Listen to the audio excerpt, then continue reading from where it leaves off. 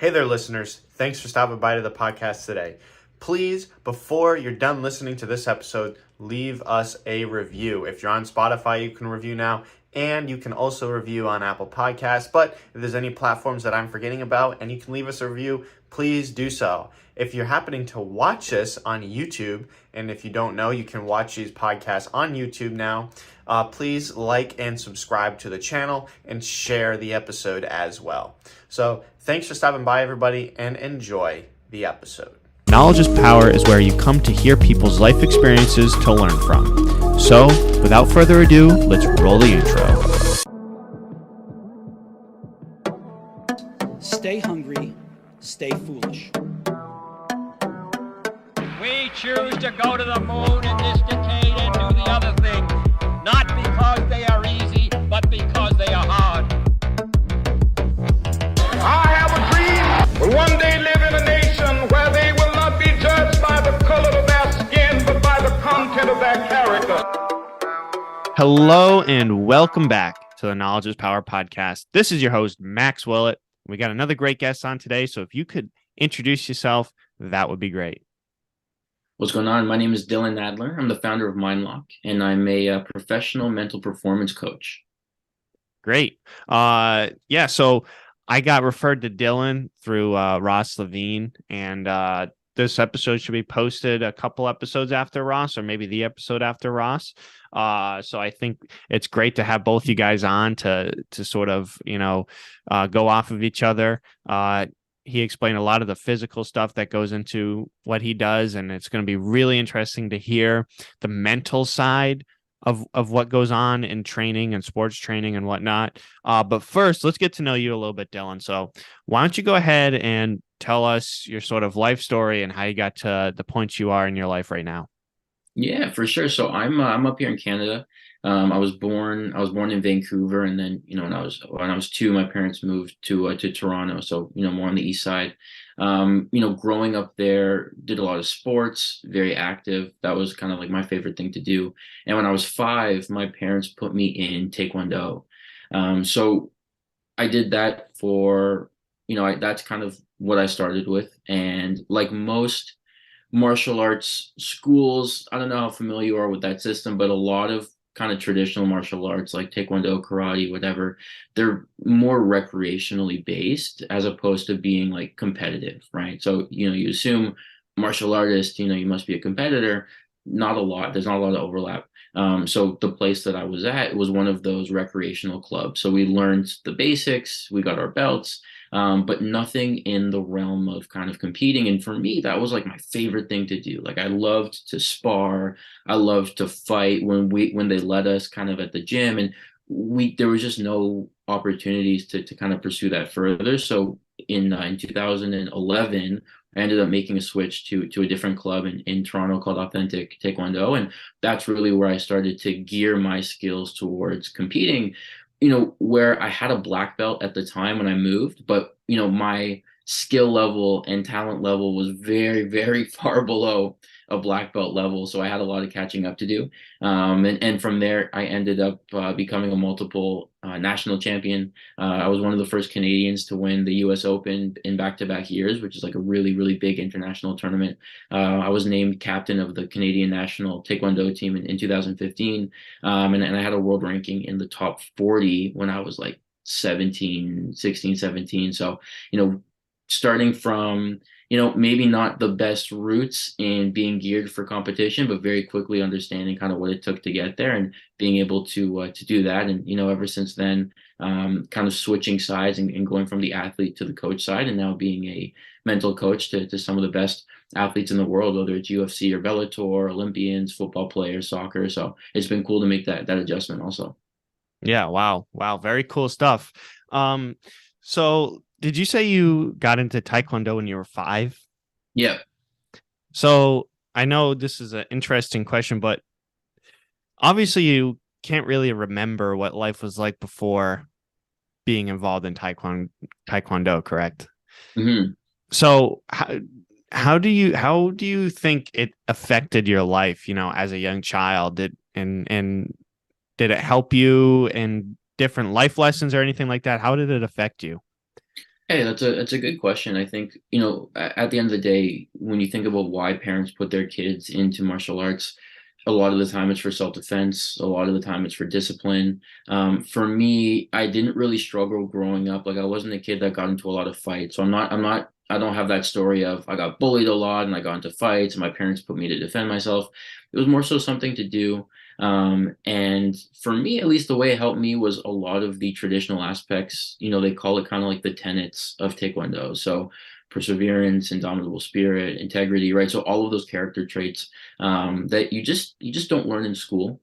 So for me, being able to grow up in a very disciplined environment, I had a lot more respect for my masters in the gym than I did for my teachers, than I did for kind of other people. So, having a place of like, I was a rebellious kid in school and I like to cause trouble and be a smartass and stuff like that. But when it came to Taekwondo, like that's where I was like always on. And my parents, if they ever wanted to threaten me, it wasn't like we're gonna go tell your principal. It was like we're gonna go tell your master. I was like, no, no, no, don't do that. So I think for me, having a place of a very disciplined environment, and like I said, it might not have been a club geared for competitors, but it was very tough. They made sure that we were mentally tough, physically tough, and a lot of the stuff that we were doing was hard. And I think growing up being a martial artist from a young kid, you learn a lot of these traits that you might not have learned as quickly just kind of going about life the normal way. Very cool. So let's get into sort of after high school. Did you end up going to college anywhere? Yeah, so for me, high school was different also because that was kind of at the peak of when I was competing internationally. Yeah. So I was, I think in my grade 12 year, I think the second semester had like 82 days or something in, and I had like 46 absences. So I was gone Wow. all the Yeah. time, traveling from Europe, Asia, you name it, just competing. So for me, high school is really where I had to figure it out, and make sure that I was staying on top of it because Taekwondo it's a great sport, but it's not a career. This isn't the UFC, this isn't the NBA, where it's like when you really make it, you make it, and that's the career. There has to be something beyond it. So, I always kept in mind, like, as successful as I am in sport, like I need to keep my grades up and get into university. So I did go to university. I went to York University in Toronto, and then a couple of years later transferred to Ottawa and graduated from the University of Ottawa in psychology. Psychology. Okay. So after you had finished up your Taekwondo career, when did you realize you're like, hey, maybe I should get into the more mental aspect of sports training? So I always had those ideas kind of parallel to each other. I mean, there was a lot of overlap even at a younger age. So like I said before, when I joined the newer club in 2011, realizing that I wasn't where I needed to be, and I needed to make some drastic improvements. The mental game is something I leaned into a lot. So I realized quickly that at a high level, the margins to victory are very small, right? What separates the gold medalist from the silver medalist? What separates the champion from the runner-up? Everybody's going to be fast. Everybody's going to be strong. Nobody knows a certain kick or punch that the other person doesn't know. So what's it come down to? And I realized that, okay, the variable has to be something mental. It's who is able to perform through their nerves, who is able to, be flexible when the chaos of the environment is distracting.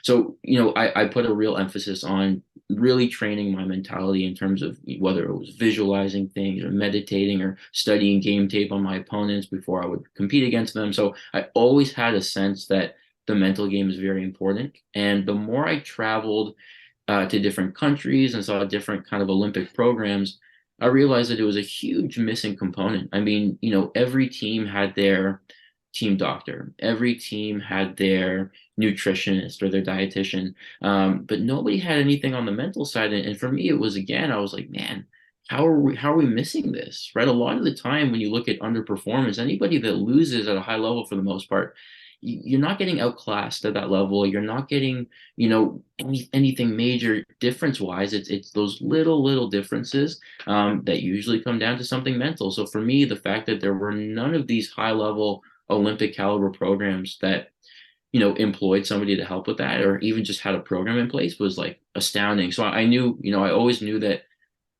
career wise, that was something that I wanted to do. I mean, if you looked at my like 8th grade yearbook, where it says, what do you want to be in 20 years? And everybody says fireman or actor or whatever.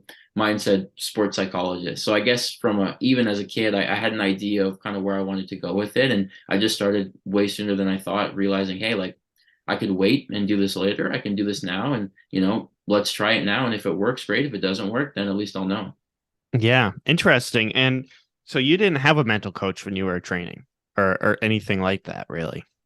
I had so prior to so I competed at a really big qualification event for the Youth Olympic Games in 2014. So prior to the Youth Olympics, there was like a Canadian like fight off. So everybody kind of got together, and like the winners would represent the division, go to Taiwan and represent Canada amongst every other country to try to earn a spot in the Olympics. So prior to that, our coach had set up a few sessions with a sports psychologist to prepare for it. It was I think we probably did 3 or 4. And again, it was cool. It was helpful, but it wasn't life-changing. And I think that's the experience that most people have when they work with someone like that, which is like, okay, like I can see why it helps, but nothing crazy. And that's kind of the experience I had. So aside from that, maybe 2 or 3 weeks of meeting with someone with a few of my teammates, that was the exposure that I had. Okay. Yeah, so you were very lucky. You were one of the kids who always knew what they wanted to do when they got into college, and had a head start too, because you were in the profession already that you wanted to be in eventually. So how do you think that helped kickstart your career in mental training? For which part? For having an idea kind of at an early age? So like when you were a kid in 8th grade, you said you knew you wanted to be in sports psychology, right? Yeah. And by the time you were done fighting, you went into college for psychology. So how did being around that aspect and basically learning the different things that the other people need to know when they went to go fight, how did that help kickstart your college career and then eventually your career in mental training?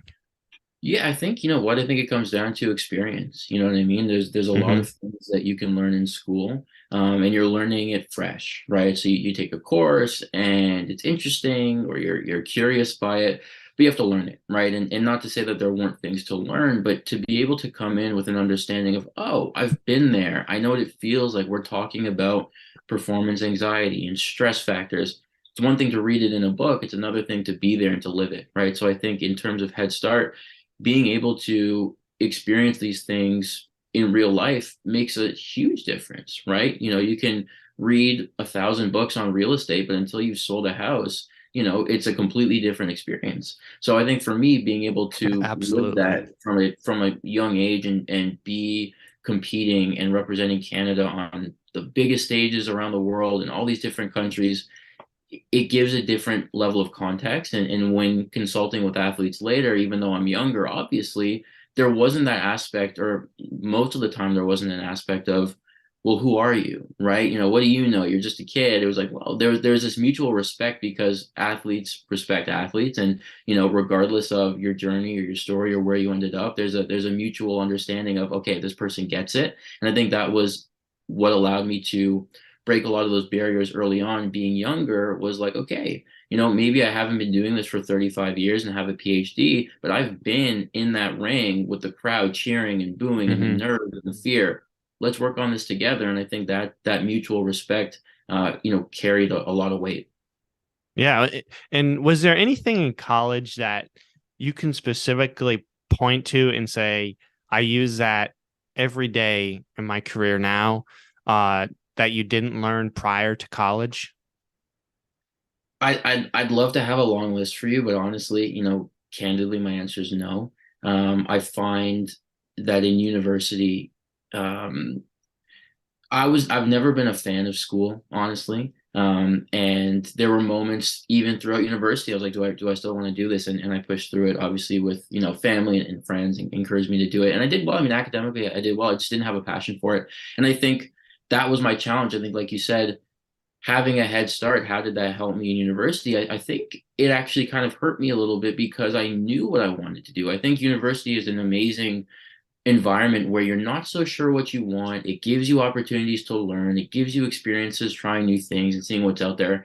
For me, I almost found the opposite of like, because I know so specifically what I want, everything else that I'm doing that doesn't directly influence this, to me, I felt like was a waste of time, right? Why am I taking these electives? Why am I taking these classes when I know what I want to do? And even the classes geared towards that weren't as specific as they could be. So I almost felt the reverse of like, because I knew so specifically what I wanted to do and was doing it and didn't have that like one-to-one, like, okay, this is exactly what we're using and how you're going to use it in your domain.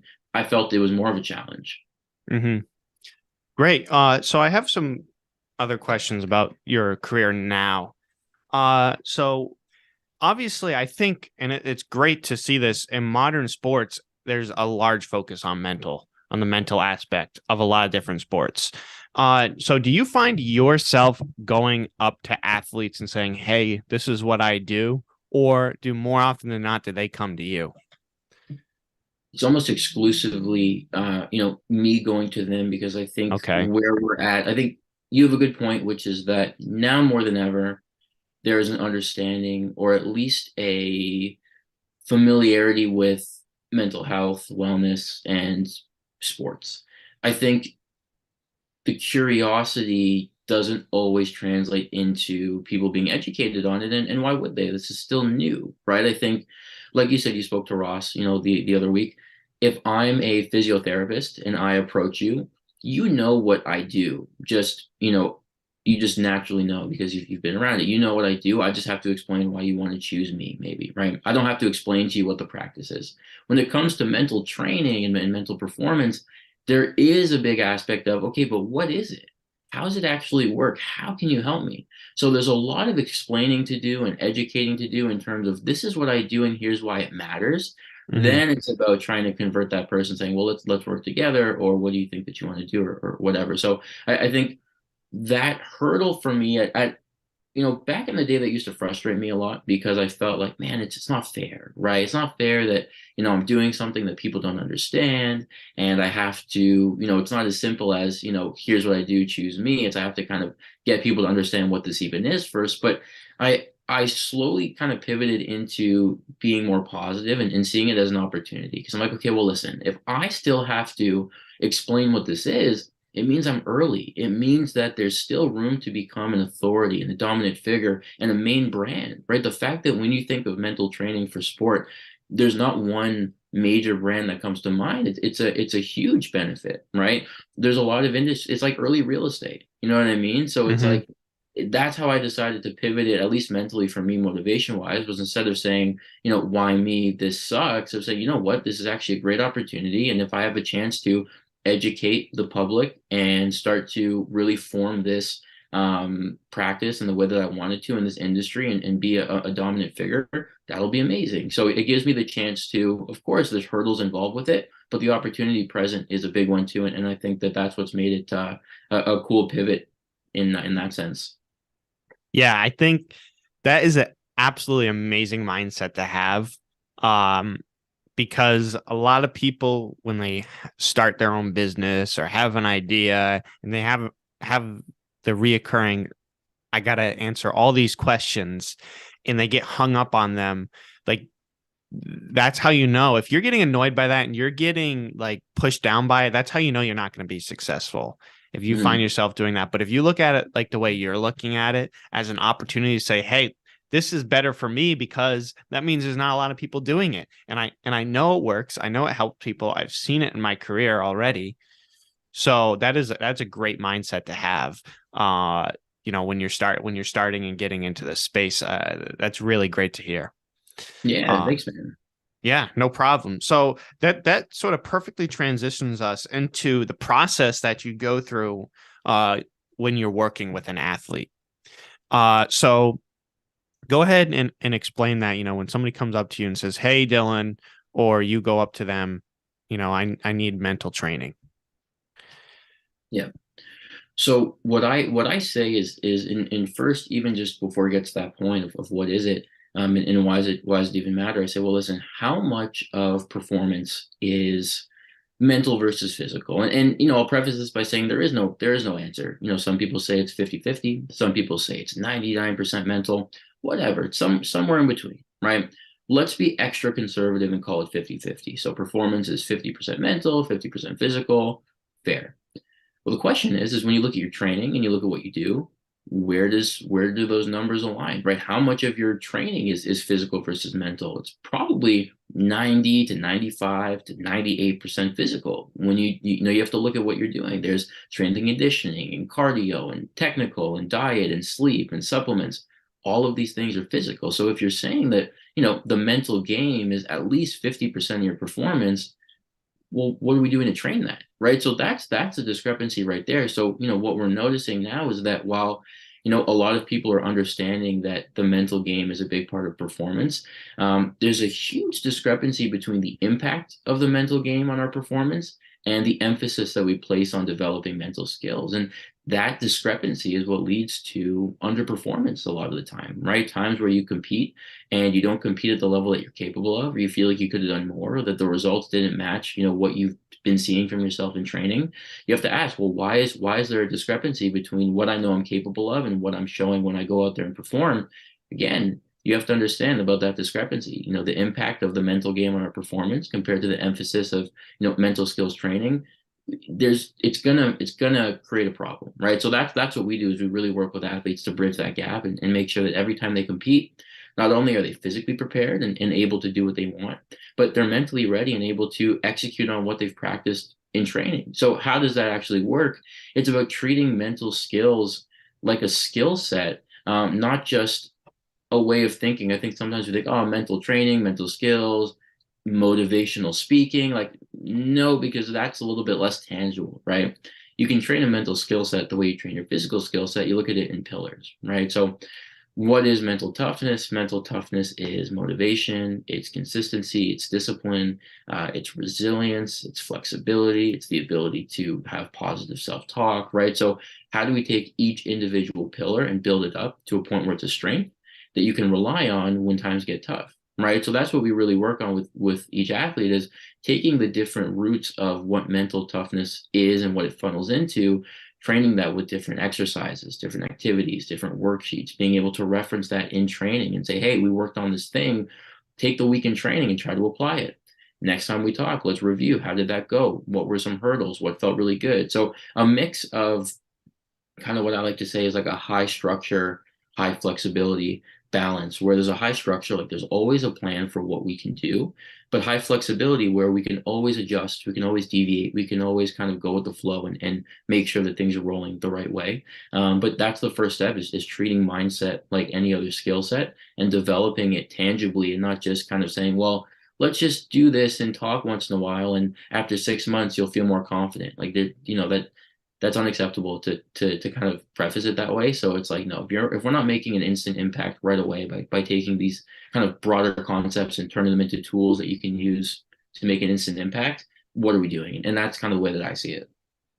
Yeah, cool. And do you ever recommend to athletes that they should work on the mental training that you've told them during physical training, like certain things to think about while they're doing physical training? Yeah, all the time. The thing with mental training is that you're always engaged in mindset, right? Mm-hmm. Whether that's when you're at home, when you're in the car, when you're in the gym, we can't turn it off, right? So you're either always engaged in like a positive and a helpful way of thinking, or the opposite, right? And if you're not deliberate with influencing things the right way, you're kind of going to go to the other side. So 100%, a lot of the things we do are things that are applicable in training. So, for example, an easy one is goal setting, right? So when typically people think of goals, we think about long-term goals, right? What do you want to achieve? What's your dream? What's your vision? But, just as important, if not more, is kind of the shorter term stuff, right? Not just monthly, not just weekly, but sometimes for each individual training session, right? As an athlete, training becomes repetitive, training becomes redundant. It doesn't matter how passionate you are, how motivated you are. You're training 5 days a week, 2-3 times a day. It's going to feel repetitive. How do you turn off that autopilot mode that we go into. A lot of the time, it's setting a specific training goal and telling yourself, okay, for this week in training, I want to be working on A, B, and C. I don't care if everything else goes terribly. I don't care if I lose all my rounds, but if I'm able to execute on A, B, and C, that's a good week for me, right? So these are ways in which you can engage in mental skills and mental training while you are physically training, because the two things are almost inseparable, right? You can't have one without the other. You want to make sure that, your physical training is fueled by the right intention. It's fueled by the right backing. And that's what we do, is we create a system that enhances, everything moving forward. So is there a baseline that you sort of apply to all different athletes from different sports, or is it different based on each sport? The process that you go through.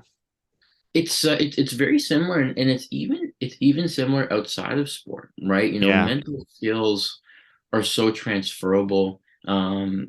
These are concepts that you can use in any specific sport. And like I said, outside of sport, whether it's in business and relationships, whatever. So things like confidence, motivation, discipline, optimism, goal setting, organization. There's times where this will work with a professional fighter. There's times where this will work with a professional tennis player or a swimmer or an Olympian. There's times where we've worked with people in business, CEOs who've come and said, hey, I have a big presentation to do or a pitch. Can we work through some of these kind of performance-based skills? 100%, right? So it's totally transferable as long as we have the right context in mind. And I think as long as we start with the context of who are you, why does this matter to you, and what are your objectives, we can form it to match anything. Yeah, interesting. And I just want to sort of backtrack a little bit and talk about that original session that you had with the mental coach. I can't remember which point of career you were in, but can you explain the biggest difference between that person that you talked to when you were a kid to the process that you go through now? Yeah, it's a good question.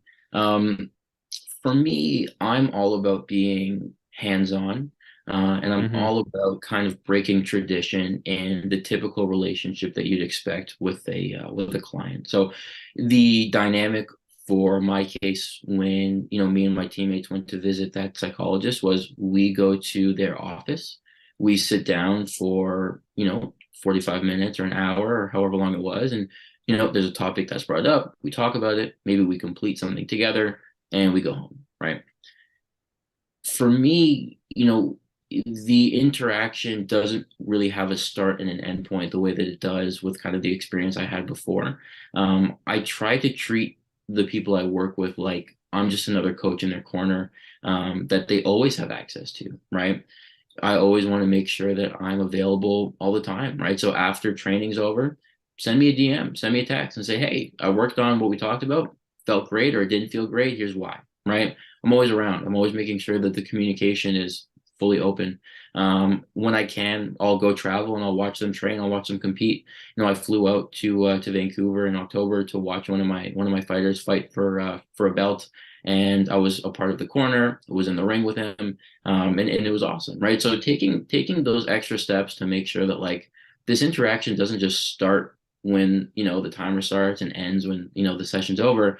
This is a long-term thing. It's like having any other coach. So for me, that's one of the biggest differences is how hands-on it is, whether it's from a communication standpoint, whether it's a committing and watching people train or compete standpoint, and making sure that people feel like I'm another coach that they have in their corner, another resource that they can use at any time, and not just when they book those times in. Interesting. Yeah, because I've always found sort of traditional psychology interesting. I don't know why, but I keep bringing this up, and I'm in a couple of different podcasts, but like I've been watching The Sopranos, right?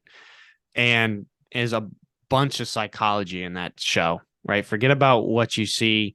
It's like everybody's got a psychiatrist. And it's just really interesting. I know it's a TV show, but I still think it's reflective on what they actually do. And sometimes I think that doing it the traditional way can hurt people in a way, because then they're just feeling bad for themselves over and over and over again. But doing what you do and being able to help people from an athletic standpoint, and then it's something that they know, right? And then being able to transfer that into actual life, I think, is a lot more of a mentally healthy way to apply those skills, if you know what I'm saying. Mhm. So it's really interesting to, when you mentioned traditional psychology, that sort of sparked that idea in my Yeah. head. Yeah. Um, There's I don't know if you've seen, there's a Netflix doc called Stutz with Jonah Hill, and it basically it's an interaction. I think it's one long movie or documentary, and it's Jonah Hill basically interviewing his therapist, right?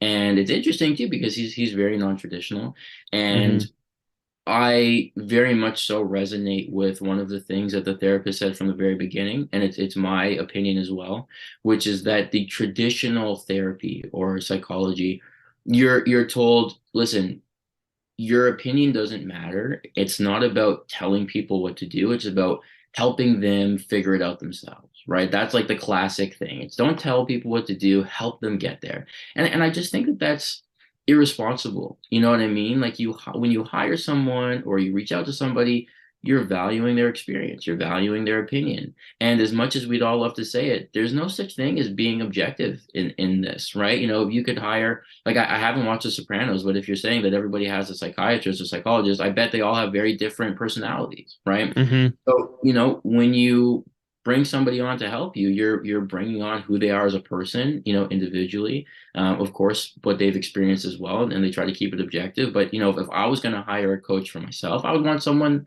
I would value their opinion and their knowledge, and I would want them to tell me how it is and how they feel. And I feel like for me, that's another thing that maybe I do differently than the average person is I'm not afraid to say what I think. I'm not afraid to offer my advice and my opinion.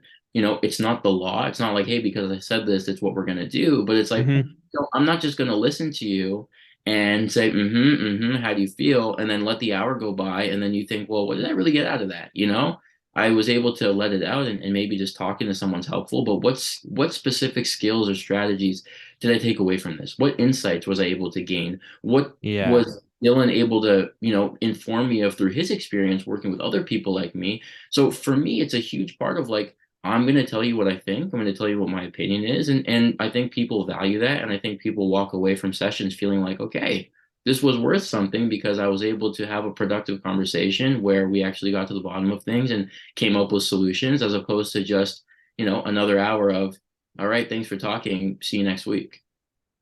Yeah, interesting. It's like, so you're saying that what's the point of having experience if you can't help other people?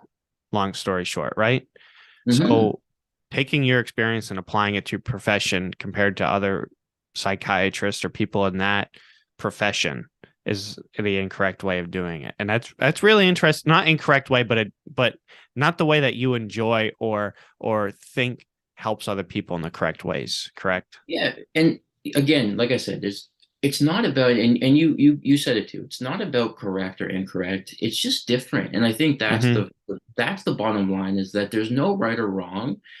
Everybody comes at it from their own way. So I'm not saying that my way. I'm probably in the very small percentage of people that think that way. I think there's probably a lot of people listening to this or hears my take and says, no, like this guy's doing it all wrong, and that's fine. You know, it's not about what's objectively right or wrong. It's about what's going to be helpful to the person you work with, right? So I Mm-hmm. think that's what matters. I'm not sitting here demonizing the traditional way. I think there's been millions and millions of people who have had so many breakthroughs, you know, working with classical traditional psychologists, psychiatrists, and therapists. Great, you know, I'm not bashing on that. It's just different, and I choose to approach it using as much context and experience as I can, and put that personal touch, because that's what I would want, and that's typically how I do things, right? You know, if you are um, if I have a website and I want to fix the SEO on it, and I hire a marketing person or a business coach, and I say, how do I make my SEO better? I don't really want to hear like, well, what do you think? Right? Or, Yeah. well, you know, you just want to make your website like a little bit more whatever. Like I want strategies. I want them to say, okay, listen, here's what we should do. You know, you should start with this. You should start with taglines. You start with keywords. And then what we're going to do is we're going to work on this and this. And if it works, great. If it doesn't work, we'll adjust. Let me know how it feels. Let's take some action, right? Mm-hmm. So again, it's never about the right way or the wrong way. It's just about doing it in the way that feels most natural and most comfortable. And for me, I think if I were to do it any other way, I wouldn't feel natural and comfortable, which is why I choose to do it this way, whether it is right or wrong. And I found that's what's been the most helpful to the athletes and clients I work with. And we found a lot of success doing it that way. So I have a mindset for you, and I want to hear your opinion on this particular mindset, right? So I was talking to Ross about this, and there's this mindset, right? Somebody always is working harder than me. Therefore, I always need to work harder, right? Does that make sense to you? Yeah. So what's your opinion on that particular mindset? I think, again, this is kind of a cop-out answer, but I'll try to get, more direct with it. Everybody's different. Everybody has different things that motivate them. Someone like Ross, he's the type of person where I think that motivates him to push harder, right? When he wakes up in the morning and he doesn't feel like going, he's the champ. He has no choice. If he doesn't go, there's a bunch of guys in that division that want his belt. They want his property. He has to go to the gym and do it no matter what, right? And I think that's incredibly motivating.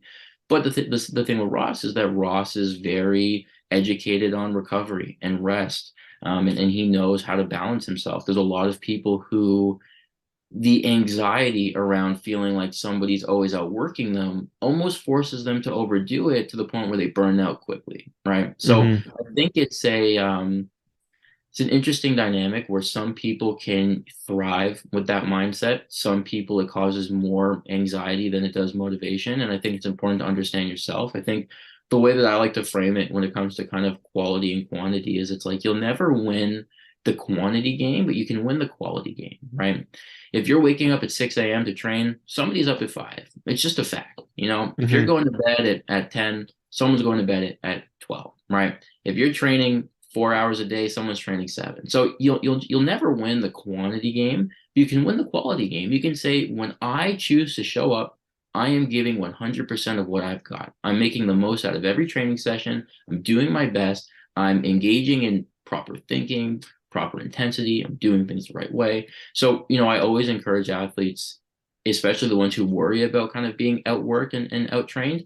Don't worry about the number of hours, work on the quality of what you're doing. And again, when it comes to those little nuances of things like that and mindsets, everybody's going to have different things that inspire them. So it's, again, not to say that that's the right way of thinking or the wrong way of thinking. For some people, it's going to motivate them. For some people, it's going to stress them out. So I think the baseline is, listen, do it your way, because the last thing that you can do is try to copy somebody else and mimic them and make it perfect. So figure out what works best for you, drill that. And that's typically how you'll find the best results.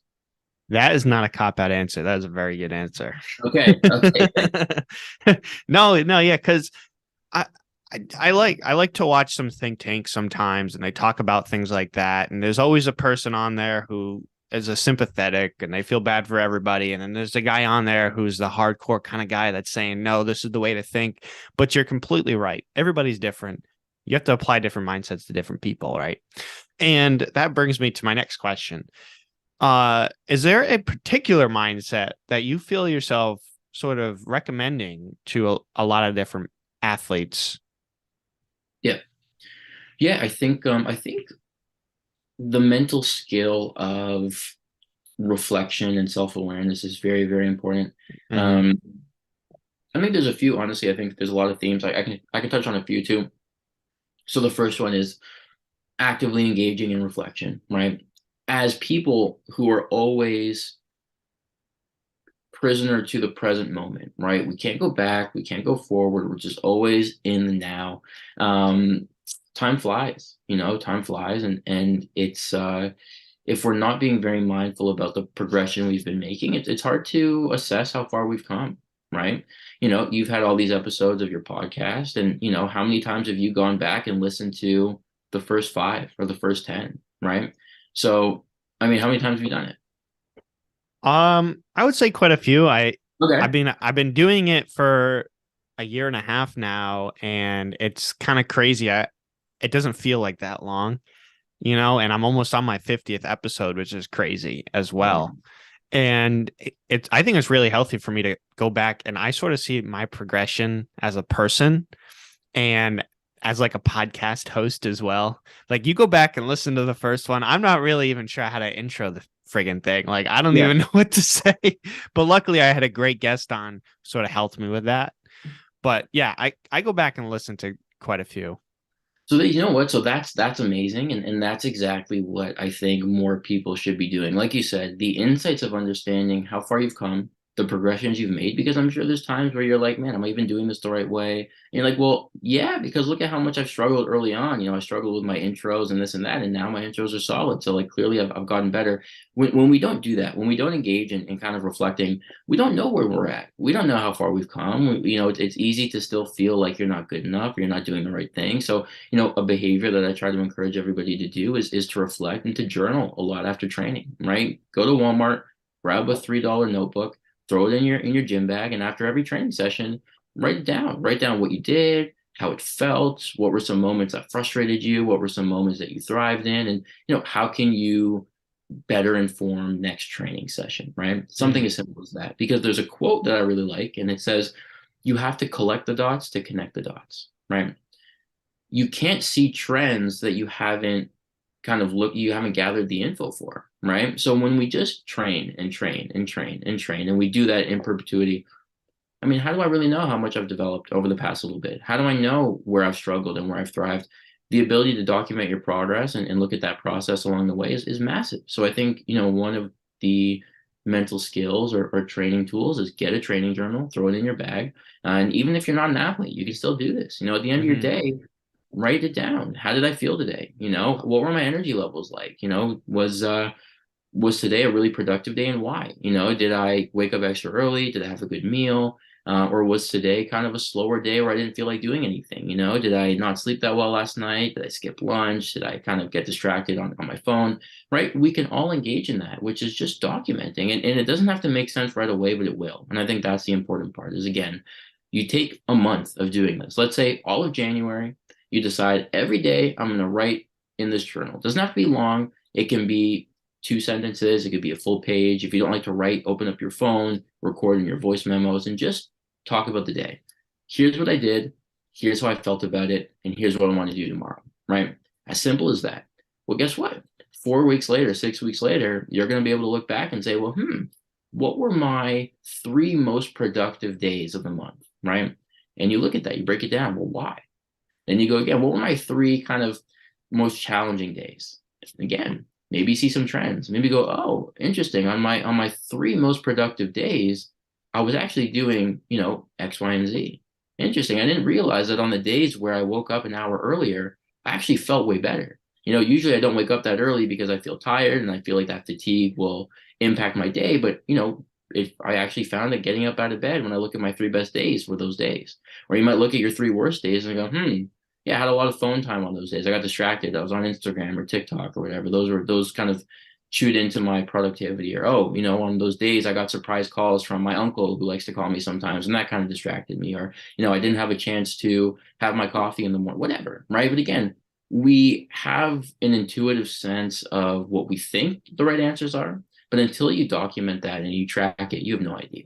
Right. So again, like I said, you have to collect the dots to connect the dots. Until you gather enough information, you'll have no idea how to put that together. But when you do, the picture makes sense. So that's one tool that I try to encourage everybody to do is get a training journal, document your process, use it to better inform kind of where you're at, where you've come from, and where you need to go. And it's for something so simple to engage in, the results and the benefits that come from it are monumental. Yeah, it's interesting you say that. I mean, I have a couple notebooks just on my desk. I have another one in my car. I probably have 3 more in my car, to be completely honest with you, because I always find myself writing stuff down, and it just clicks in my head better if I write it compared to typing it or putting it in my notes on my phone, because I'll forget about it. But something about writing things down really resonates with me. And I'll tell you, a couple of years ago, I was thinking about leaving this job that I had, and for the first time ever, I mean, I'm only 21, so I haven't had that many jobs. I bought like this moleskin like notebook on Amazon. Like, it's like a $20 notebook, and it's a nice notebook. And I sort of wrote down why I was thinking about leaving this company. And I actually was going through it the other day, and it was like almost a year and a half ago, 2 years ago now. And I just read it and I'm like, man, that's really interesting to be able to go and look back at that, and sort of my reasoning why. And that leaving that position was sort of the catalyst that hurdled me into what I'm doing now. I don't think if I left that position, I would be doing what I am doing right now. And it's just interesting to see what I wrote down at that point in time. And I think it was very healthy for me as well. Yeah, it's like a knowledge vault. You know what I mean? Like Yeah. I can go into training journals that I had back in 2012 and comb through that, and it's crazy to see, like what were those things I was really struggling with? What were those things that were on my mind? And it's just cool to have. I think we have a tendency to overestimate our memory. Like I can write it down, but I won't forget this. It's our brain's job to forget things. You know what I mean? Like our brain has very limited storage, and we're interpreting like a million pieces of information a day. So like our brain's job is to delete things. So you have to think like, okay, let me do something to store this. People say, well, even wait until you get home. You're like, oh well, I'm not going to take my journal in my bag. I'll leave it on my bed. Well, guess what? By the time you drive home, you listen to the radio, you called your mom, you checked your phone, you got a couple texts, you got an email you have to respond to. Oh yeah, let me put that in my reminder. And then by the time you get to it, it's late, and you're like, you know what? I'll just do it tomorrow. Then it's way too late. So it's like, do it now. Take care of it while it's fresh, because every minute that goes by, the half-life of that memory is just deteriorating. Yeah, that's really interesting to hear you say that, because, I played baseball my whole life. It's really the only sport that I really dedicated my life to. And I said this on the podcast with Ross. Yogi Berra said baseball is 90% mental and the other half is 90% mental and the other half is physical, right? And baseball, I mean, and I couldn't agree with that more. It's such a mental sport because, like, unlike any other sport, you go onto that field and when you hit, like, you're going to fail 70% of the time. And if you fail 70% of the time, you're considered incredibly good. Most of the time, guys will fail 8 times or even 9 times out of 10 at the high school level. Guys will be hitting 100 for a batting average.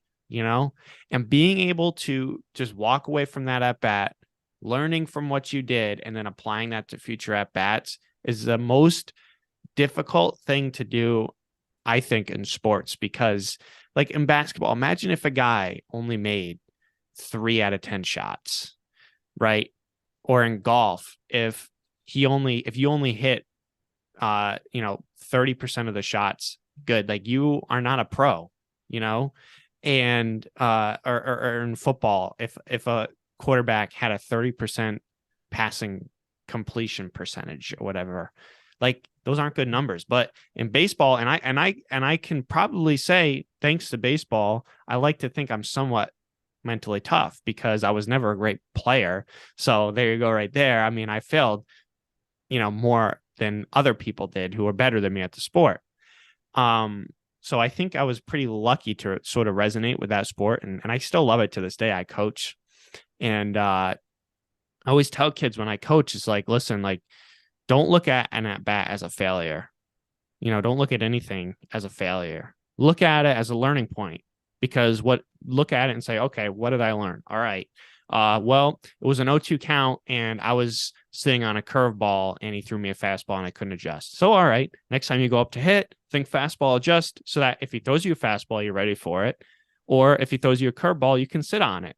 You know what I mean? So you reflect on these different things that you've learned in different at bats. It wasn't a failure; it was a learning point. But yeah, that's my tangent. I always go off on one tangent every podcast. No, I like that. I think that's like a huge point, and I think to what you're saying too, it's such a mental game. Baseball, like you said, you're failing more than you're succeeding, and I think it's such an important kind of mental framework to have is being resilient. You know what I mean? Like almost emotional resilience is being able to kind of like take a punch in the face mentally and bounce back anyway, right? And I think for you, it's those times where you strike out or you don't hit the ball once. It's not about being perfect. It's about understanding that, one failure is fine and you're moving on to the next one. It's how quickly can you shake those things off, right? I think that when it comes to baseball, I think that's one of the biggest kind of mentalities is not about how many you hit. It's how well can you shake it off when you miss, right? Exactly. This, like you said, it's a sport where you're failing more than you're not. So that's what it comes down to. You watch basketball. When you're on a hot streak, it's easy to feel confident. It's easy to take that Hmm. open shot, right? You've made 4 in a row. Give me the ball.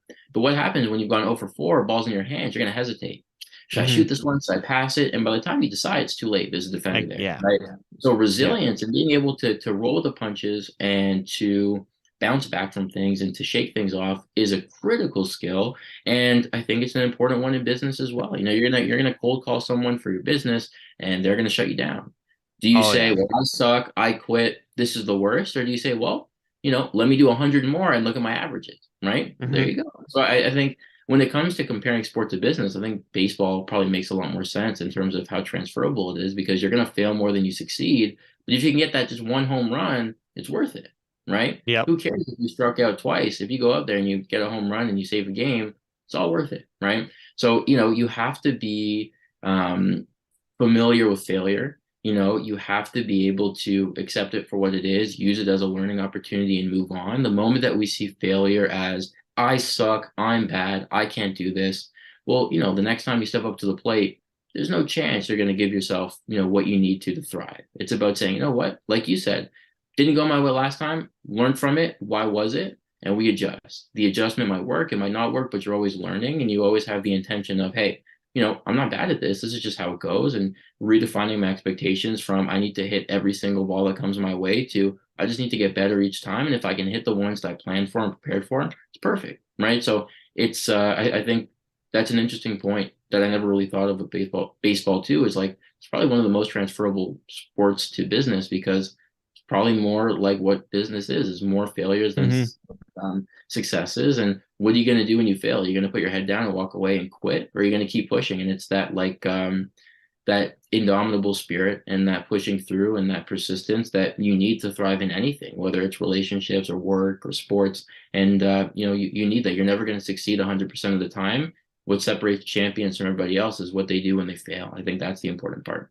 Absolutely. Yeah. And one of my last questions, can you point out any athletes in particular? You don't have to say names, but you can tell a story of how this person came to you or you went to them and you turned their athletic career around. Is there any stories that come to mind particular? Like I said, you don't have to name anybody. You can just tell a story. For sure, there's a lot, honestly, and the fact that there are so many. I mean, even reflecting on it now is really cool, and it's kind of why I do what I do. There's a lot of, but especially fighters. It's all about record. So it's kind of the opposite to baseball, right? Baseball, you fail a lot, but the success makes it worth it. With fighting, your record is everything. Hmm. Every loss is another it's another L on your record. And, when it comes to making big shows, people are very cautious about that. So when you start to lose a few, it could be a downward spiral for a lot of people because, you start to make bad decisions, right? If I've lost a few in a row, I want to quickly get that back at whatever cost, right? So maybe that means taking on an opponent maybe I'm not ready for. Maybe it means taking a short notice fight that I haven't had time to train for. Maybe it means flying out and going somewhere without my coaches because they can't make it, but I'm desperate, right? So a lot of the time, losing leads to desperation, which leads to more losing, and then it's a downward spiral. So some of my proudest moments have been able to take someone who's kind of been at the start of that spiral and completely turn it around. So take someone who's had 1 or 2 or 3 losses in a row and say, okay, hold on, let's do this the right way, right? Let's make sure that we are fixing what needs to be fixed. Let's train what needs to be trained. And let's make sure that the next time that you step in there and compete, you're confident that it's the best version of you. I don't care if you win or lose. Of course, I would rather everybody win. If I had it my way, everyone I work with wins all the time. Nobody loses. Beautiful story. It's never going to happen, right? My expectation is that every time you step in there and compete, whether it's in a UFC octagon, whether it's on the NBA court, whether it's on the football field, whatever it is, you're able to compete at the highest level of your potential, right? You're maxing out on that capability because guess what? Win or lose, you're going to be a lot more fulfilled because of that. The worst feeling in the world is not just losing. It's losing when you know that you shouldn't have lost. It's a mistake that you made, right? If you go out there, you get outclassed by someone that's just way better than you, it sucks, but like it makes sense. The worst feeling in the world is losing when you know you shouldn't have. It's blowing an opportunity that was yours to have, right? So my goal when I work with athletes is let's make sure that, everybody has a level of potential or something in them that they can go out there and get. Every time you compete, if you can perform to the level that you're capable of, if you can execute on the skills that you've developed throughout your training and you go out there and you perform at a level that you're proud of, who cares what happens? And guess what? If you can do that, why won't the results follow? Right? If you're going out there and you're competing at the highest level of your potential, of your capabilities, why can't you get that win? Why won't the results follow? Right? So it's about not putting results first, which is what a lot of people can overthink about. It's putting results second, putting the process first, understanding that with the right process, the results come.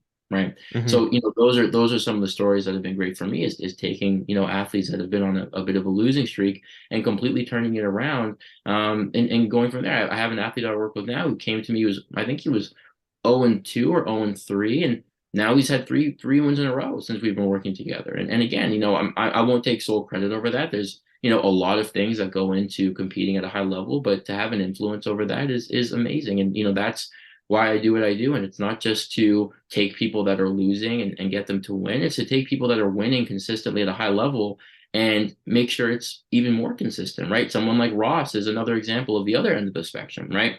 Ross doesn't come and say, I'm struggling with all of these different things. I really desperately need help. Ross is incredibly mentally tough. He's incredibly motivated and disciplined and driven. And I think he's a perfect case study to show that someone like that can still benefit and thrive with a mental trainer and a mental skills program. It's let's take what you're naturally good at and naturally gifted at, and let's stretch that out. Let's see what we can do when we really take that foundation that's so rich and add to it, right? I think a big misconception about mental training is, well, what if I don't struggle with anything? I don't have motivation issues. I don't have low self-esteem. Maybe I don't benefit from a mental performance coach or a mental coach or mental skills training. It's the opposite, right? Floyd Mayweather, best boxer out there, arguably, still has a boxing coach, right? He doesn't just show up and say, well, I don't need to train anymore because I'm so good. It's like, no, because you're good is why you need to train even harder, right? So when you show up to something like this, you could be incredibly tough and gritty and talented and focused and motivated. So if you have such a rich foundation that you haven't done anything with, imagine how much we could stretch that out if we start to incorporate the right tools behind it. So wherever you're coming at this from, there's so many ways to benefit. And I think that's one of the things that I try to push is the narrative of like, hey, it's not about taking someone that's bad and making them good. It's taking someone that's amazing and making them even better for a consistent amount of time until they want to stop. Great. Well, I appreciate you sharing that. And the last question I have for you, and I ask everybody on the podcast this question: if you could leave the listeners with one piece of advice, it could be business, life, anything you want it to be, what would that piece of advice be? It's a good question. I think for me, a really important piece of advice that not only I pitch, but I also live by myself is the importance of being flexible. We think of toughness as forward motion, being able to just push through and persist. A big part of toughness is being emotionally flexible, going with the flow. When something throws you off, letting it roll off your shoulders. Something as simple as, you were really expecting, you pitched something to a client, you were really expecting it to go your way and it just didn't. What are you going to do? You can't control that. It's done, right? Do you get really upset by it? Or you just roll with it, right? You are sitting in traffic and it pops up unexpectedly. Again, same thing. What are you going to do? Drive through it? You can't. You have to just roll with it. Well, this is what it is. I have a meeting in 20 minutes I'm going to be late for. What can I do? Maybe I can call them quickly, let them know, right? Like being flexible, I think is one of the most important things that we can be, because life is too dynamic. And like it's too dynamic to not be flexible, right? You can't stick your feet in the sand and say, this is how it's going to be. I said it was going to be this way, so it has to happen. Anyone that's very rigid is very vulnerable, right? Because then they get set off very easily. There's a lot of people that are like super tough, quote unquote, that like look like they're killers, but they're like, very rigid. And sometimes from a fighting standpoint and a fighting example, the easiest people to fight are the people that just see red and push forward like a bull, because then you can really manipulate that, right? Same thing with business. What do you do when your pitch deck doesn't load and you have to ad lib it, right? Are you going to freak out? You're going to roll the punches, right? What are you going to do when your haircut gets canceled and you have to just show up anyway and you feel like you don't look like yourself? Whatever, little things, right? It could be the tiniest thing like that, or it could be monumental things. It's what are you going to do and how do you respond when things don't go your way? Be flexible, go with the flow, roll with the punches. You're always a lot better off doing that. And again, it's a skill. Doesn't matter whether you naturally have it or you don't naturally have it. It's a skill you can work towards. It's just about being mindful that it is a skill. Emotionally flexible, go with the flow, roll with things. I think if everybody can equip that mental trait to their arsenal, we'll be way better off and way less stressed out a lot of the time. Great. Well, that's a very great piece of advice. Thank you for sharing that. And thank you for coming on. I've had an absolutely amazing conversation with you, and I've learned a lot throughout this conversation as well. Thanks a lot, man. Yeah, this was awesome. It was great to hear to your perspectives on things too. This was great. Yeah, thank you very much. And thank you, everybody, for listening to the Knowledge is Power podcast. Make sure if you want to hear this episode or any other episode before it's posted on widely available platforms, you can subscribe to the Knowledge is Power podcast on Patreon for as little as $3 a month.